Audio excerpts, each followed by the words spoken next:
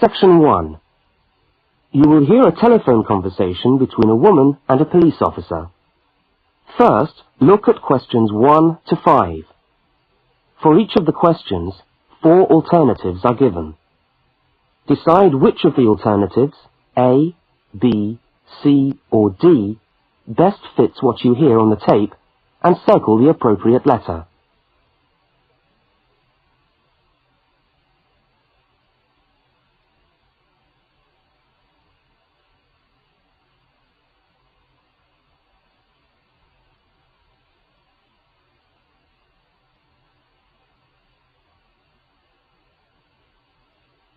You will see that there is an example which has been done for you. On this occasion only, the conversation relating to the example will be played first.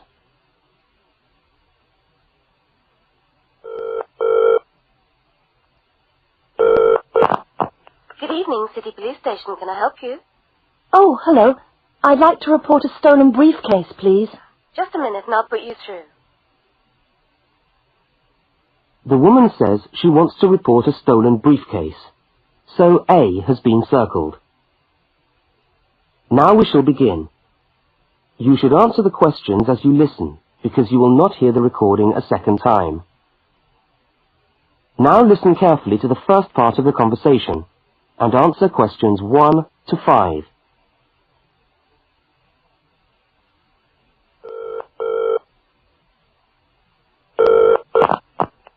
Good evening, City Police Station. Can I help you? Oh, hello. I'd like to report a stolen briefcase, please. Just a minute and I'll put you through. Lost property, can I help you? Oh, yes. I've had my briefcase stolen. Okay, I'll take some details. Tell me what it looks like, first of all. Well, it's a soft leather one, you know, not a heavy box type like a man's.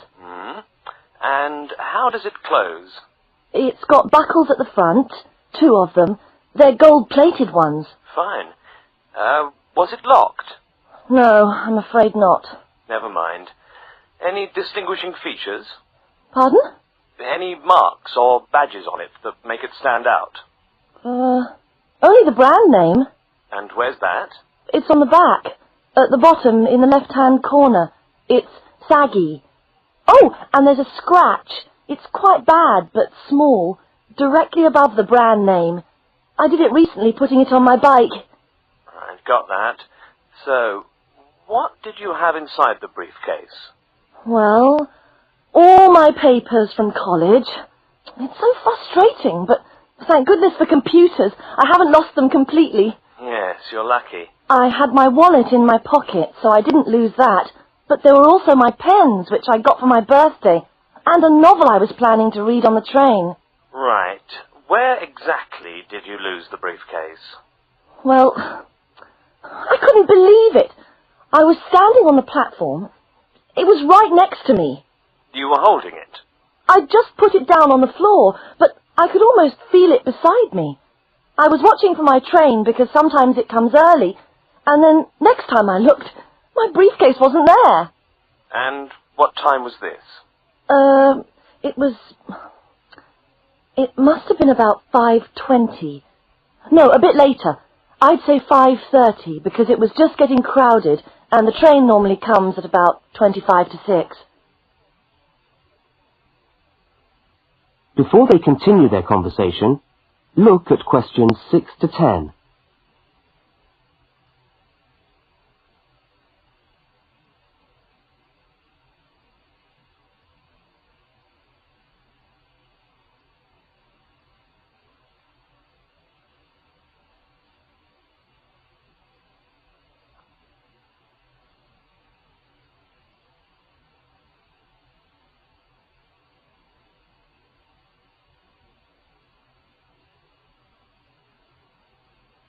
As you listen to the rest of the conversation, complete the form by filling in the numbered spaces 6 to 10.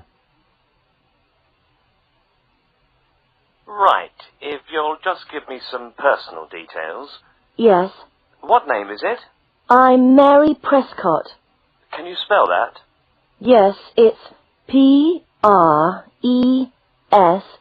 C-O-T-T. And your address? Flat 2, 41 Fountain Road, Canterbury. Fountain Road. Yes, number 41. And have you got a contact telephone number? Yes, it's 752239. 752239. Fine. One last question. What would you say the value of your briefcase is? Including the contents? Yes. Just a rough estimate is fine. Oh, I'm not sure. Well, the briefcase itself is quite new. I bought it last month for £40. I suppose about £65. The contents are worth about £20 or £25 at least. That's fine. Well, if you could come down to the station tomorrow, you can sign this form and have a look at what we've got here. Okay, thanks. Bye. Goodbye.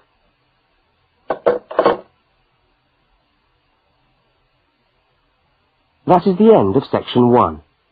You now have half a minute to check your answers.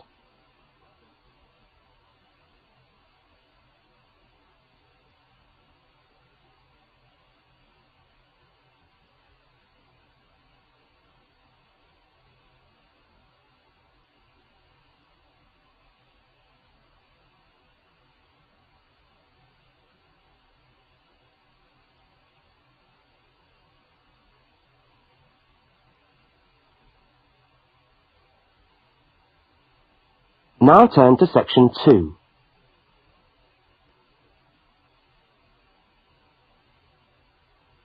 Section 2. You are going to hear a news report from an Australian radio program. First, you have some time to look at questions 11 to 13.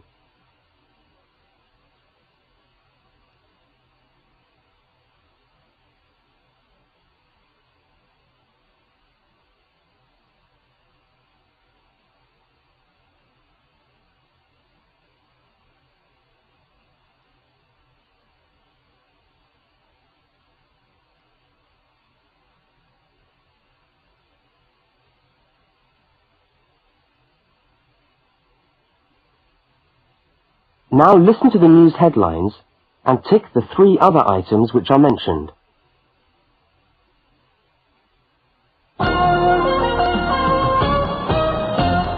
This is the 6 o'clock news for Tuesday the 25th of November. And first the headlines. The Prime Minister has promised to help the drought-stricken farmers in the northern part of the country who haven't seen rain for nearly 2 years. And in Sydney, a group of school children are successfully rescued from a plane which landed in the sea shortly after takeoff. Transport workers are on strike in Melbourne over a pay claim, and the strike looks set to spread to other states. And on a fashionable note, there's to be a new look for the staff of Qantas, Australia's national airline. Now you have some time to look at questions 14 to 21.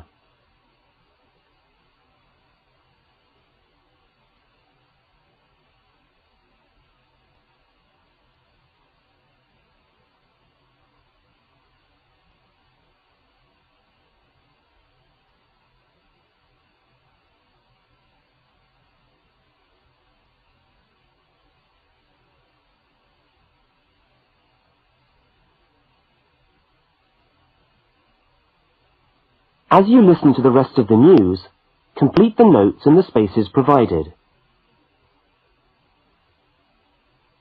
The Prime Minister has pledged today that he will make $250 million available to help the drought-stricken farmers who have not seen rain for years get through the next 5 years. Money that was to have been spent on the restructuring of Sydney's road system has been reallocated to what the Prime Minister described as a more worthy cause. Farmers are to receive financial assistance to help see them through the worst drought in over 50 years. Many farmers feel that while the money is welcome, it has come too late to save them and their farms from financial ruin, and are angry that the government did not act sooner. A group of school children who were travelling in a privately chartered aeroplane from Sydney to Queensland to take part in a musical concert found themselves swimming for the shore when their aeroplane had to land in the sea just 3 minutes after taking off from Sydney Airport. The pilot managed to bring the aircraft and its 50 passengers down safely in the calm waters of Botany Bay, where boats and pleasure craft were able to come to the rescue of the boys. The fact that it was a weekend meant that there were hundreds of boats in the bay enjoying the good weather, and this undoubtedly helped the rescue operation. "We owe our lives to the skill of the pilot," said one of the boys, but the pilot replied modestly that it was all part of a day's work. However, all their musical instruments were lost, and they never got to play at the concert. That is the end of section 2. You now have half a minute to check your answers.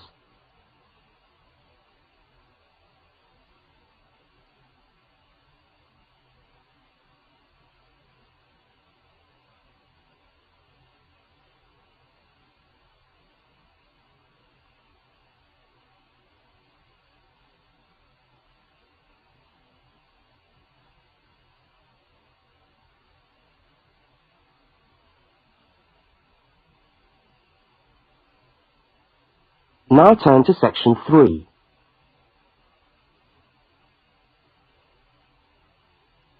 Section 3. In this section, you will hear a conversation between a university student and a university lecturer. Look at questions 22 to 25. For each of the questions, 4 alternatives are given. Decide which of the alternatives best fits what you hear on the tape and circle the appropriate letter.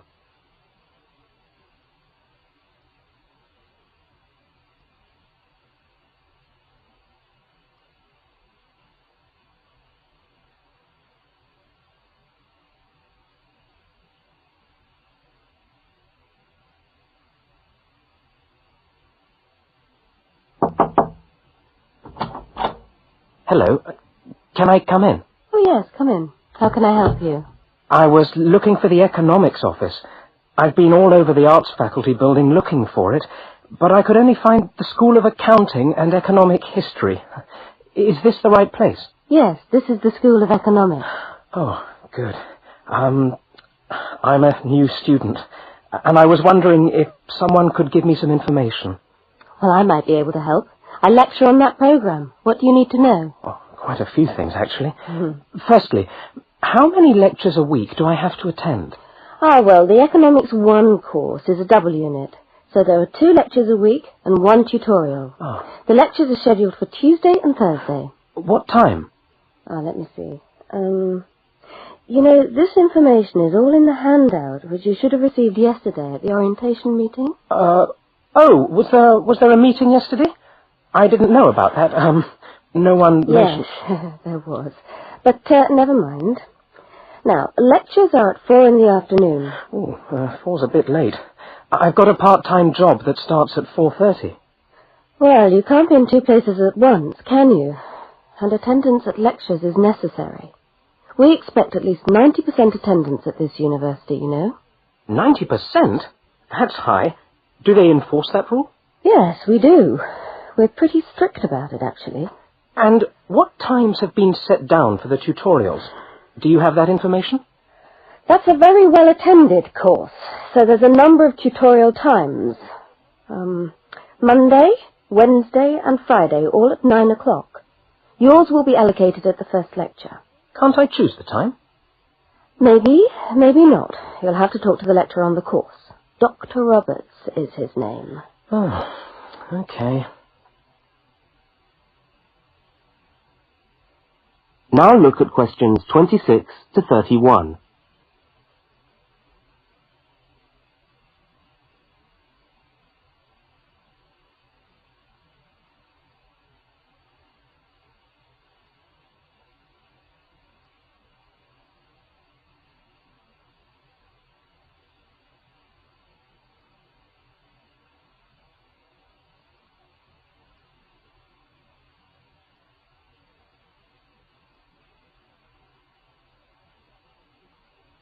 As the conversation continues, complete the notes in the spaces provided.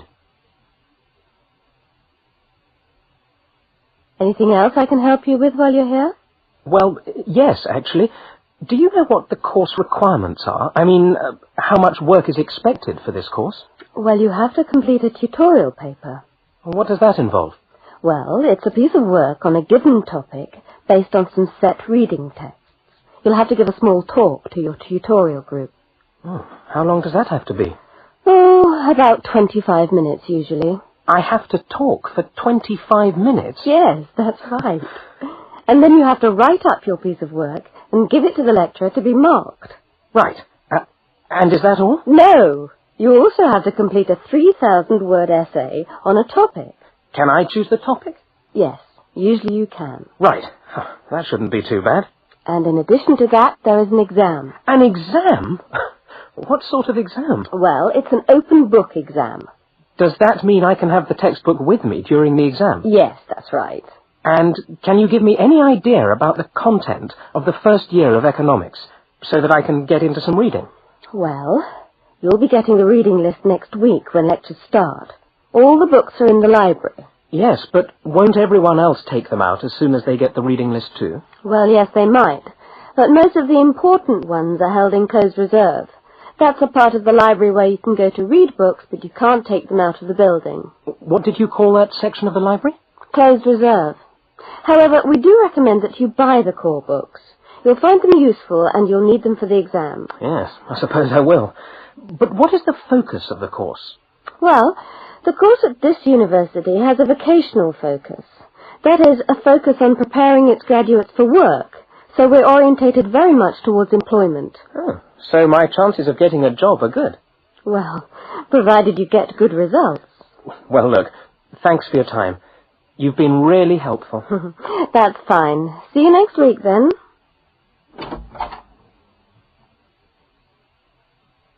That is the end of section 3. You now have half a minute to check your answers.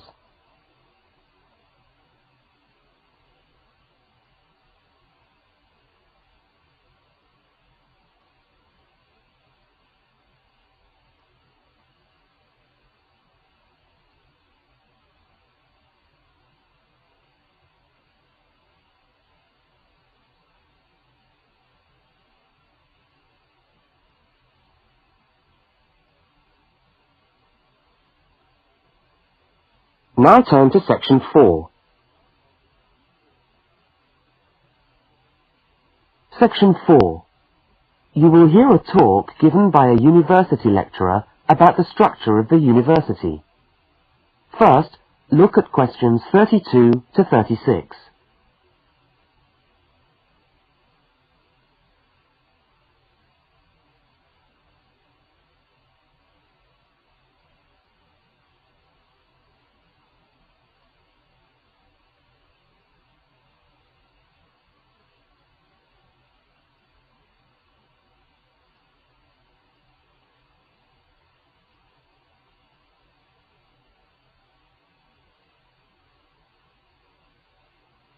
Now listen and answer questions 32 to 36.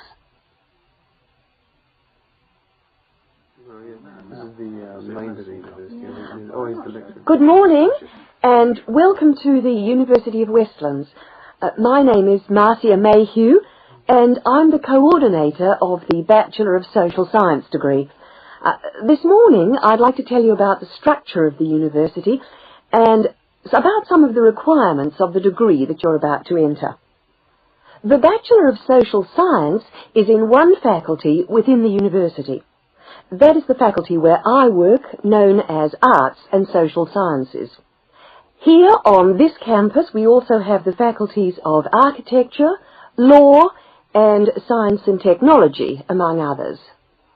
It's important to know something about the structure of the faculty because as you go through your course, you may need to call on members of the staff to help you. At the top of the faculty, we have a dean, and below the dean, we have 3 divisions. Each division has a divisional head, and your degree is located in the Division of Social Sciences.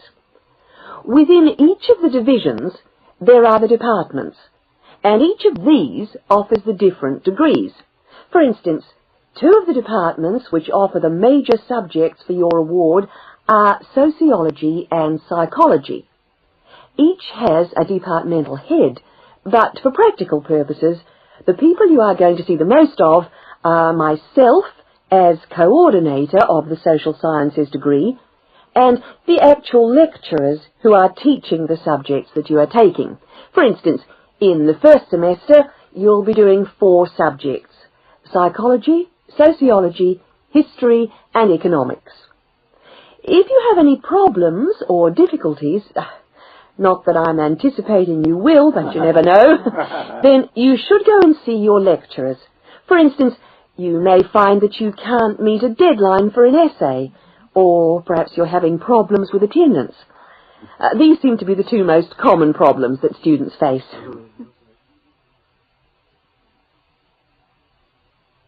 Now look at questions 37 to 41.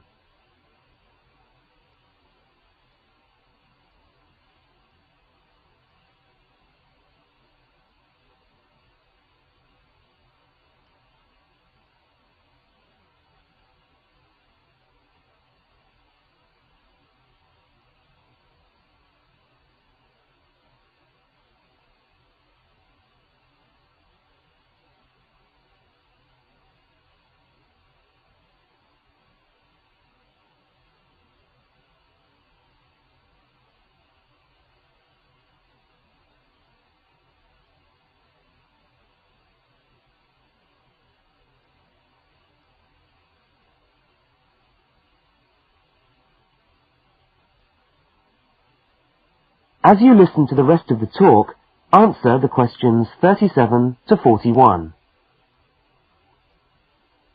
If your lecturers are unavailable, you can always come and see me in my office.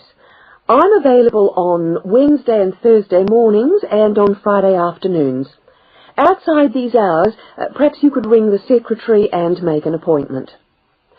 Now, you'll note that all of the subjects which you undertake in the first year are composed of lectures and tutorials. A lecture is about an hour long, and a tutorial usually runs for about 2 hours. A lecture is rather like what I'm doing now, where one person will talk to all of you together on a subject. Now, we do ask you to try to attend the lectures. A tutorial is perhaps where most of the learning occurs at a university.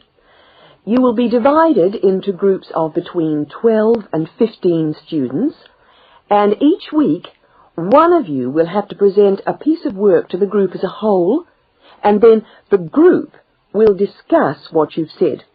It's this discussion, this exchange of ideas, which really constitutes the basis of university learning, in my view. Listening to lectures in many ways is just giving you information that you could access for yourself in the library. But the discussion at the tutorial is very important. This doesn't mean that you shouldn't go to the lectures, though. Other factors to be particularly concerned about are the structure of essays and delivery of written material. And in particular, I would like to mention the question of plagiarism. Plagiarism is taking other people's work without acknowledging it. That is, without saying where it comes from. Now, of course, all essays are based on research done by other people, but you must remember to attribute the work to the original writer. And while it's a good idea to work with other people, don't hand in work which is exactly the same as your friend's work, because we will notice.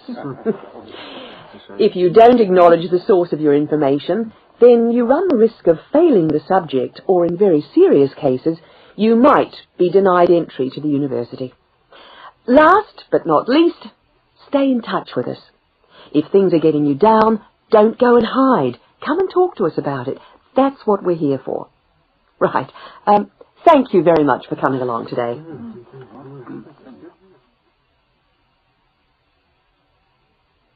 That is the end of section 4. You now have half a minute to check your answers.